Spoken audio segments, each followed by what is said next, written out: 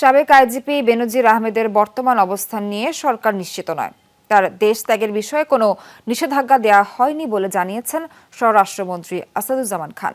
দুপুরে টিএসসিতে মাদ্রাসা শিক্ষার্থীদের বক্তৃতা প্রতিযোগিতার পুরস্কার বিতরণী অনুষ্ঠানে শেষে সাংবাদিকদের কথা জানান তিনি। ওয়ালটন ফ্রিজ কিনে অনেকের মতো আপনিও হয়ে যেতে পারেন মিলেনিয়াল, সেরা পণ্যের সেরা অফার। মন্ত্রী বলেন, ব্যক্তির অপরাধের দায় বাহিনী নেবে না। দেশের প্রচলিত আইন অনুযায়ী বেনজির আহমেদের বিচার হবে বলেও জানান তিনি। এ সময় এমপি আনার হত্যাকাণ্ডের বিষয়ে মন্ত্রী বলেন, এ হত্যার মূল তদন্ত ও বিচার করবে ভারত। দেশটি সম্পৃক্ত করতে চাইলে তদন্তে যোগ দেবে বাংলাদেশ। আমরা এখনো সুনিশ্চিতভাবে বলতে পারবো না যে সে কোথায় আছে।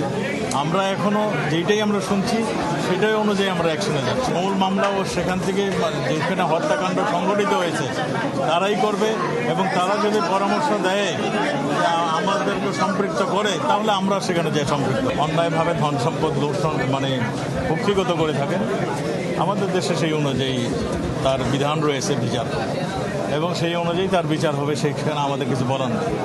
আমরা সে কি দোষ করেছে কি না দোষ করেছে সেগুলো আমাদের কাছে এখনো কোনো তথ্য নেই। আমরা এগুলি তদন্ত করছেন, তদন্তর পরে এগুলি জানা যাবে তিনি দোষী না নির্দোষী না কিংবা কত পরিমাণ অর্থ বানিয়েছেন।